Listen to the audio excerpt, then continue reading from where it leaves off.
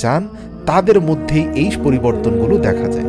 যদি আপনার মধ্যেও এমন লক্ষণ প্রকাশ পেয়ে থাকে যে 2 মাস আগের আপনি আর বর্তমান আপনি এক নয়, তাহলে বুঝে নেন জীবন পাল্টে যাচ্ছে। সুতরাং দিনের জ্ঞান যদি আপনার মধ্যে আসতে শুরু করে, তাহলে আপনি বুঝে নিবেন যে অতি শীঘ্রই এই দুনিয়ার জীবনেই আপনার সময় ভালো হতে চলেছে।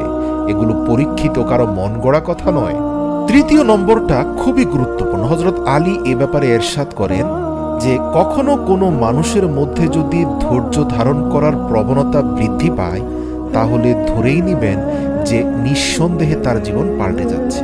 আল্লাহ তাআলা যাকে নিজের প্রিয় বান্দাতে পরিণত করেন, তার পূর্বে ওই ব্যক্তিকে কিছুটা ভয়ঙ্কর পরীক্ষার মধ্যে ফেলে পরখ করে নেন। কেননা হযরত আলী বলেন, আমি রাসূল সাল্লাল্লাহু আলাইহি সাল্লামকে বলতে শুনেছি, আল্লাহ তাআলা যখন কোনো বান্দাকে নিজের প্রিয়দের মধ্যে শামিল করেন, তার আগে সে বান্দার উপর এমন কিছু পরীক্ষা করে নেন, কেননা আল্লাহ দেখতে চান এই বান্দা আমার সিদ্ধান্তের উপর রাজি আছে কি নেই।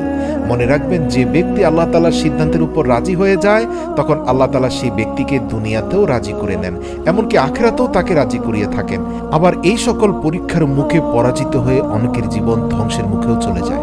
যেমন ধরুন, আপনার সাথে মারাত্মক অন্যায় হলো, কেউ আপনার অত্যন্ত মূল্যবান জমি দখল করে নিয়ে গেল, অথবা আপনার স্ত্রী আপনার নামে মিথ্যা মামলা দিল, অথবা পারিবারিকভাবে আপনার পিতা মাতা আপনার বড় ভাই বা ছোট ভাইকে বেশি সম্পদ দিয়ে দিল, অথবা আপনাকে সম্পদ থেকে বঞ্চিত করে দিল।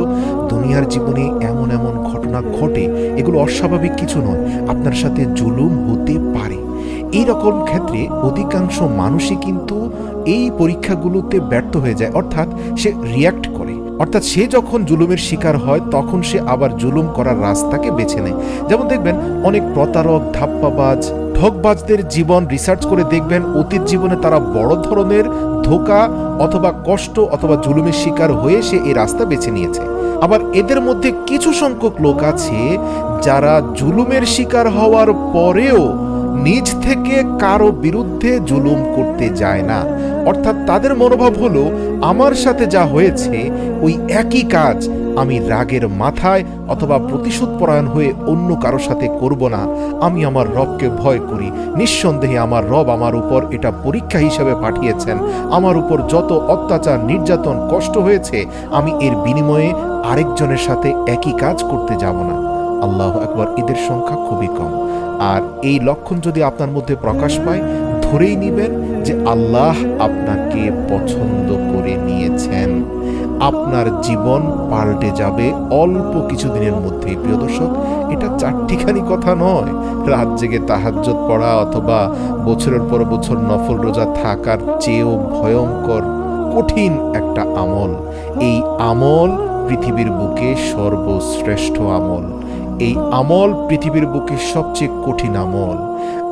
আমি বলতে পারবো, কিন্তু এমন সংকটে পড়ে মুখ বুজে চুপ করে সহ্য করে থাকা, এটা শুধুমাত্র যে পড়বে সেই জানবে এটা কতটা কঠিন। তাই এই কঠিন পরীক্ষায় যারা উত্তীর্ণ হয়, আল্লাহ পাক তাদের পুরস্কার দুনিয়ার বুকে অঢেলভাবে দিতে থাকেন।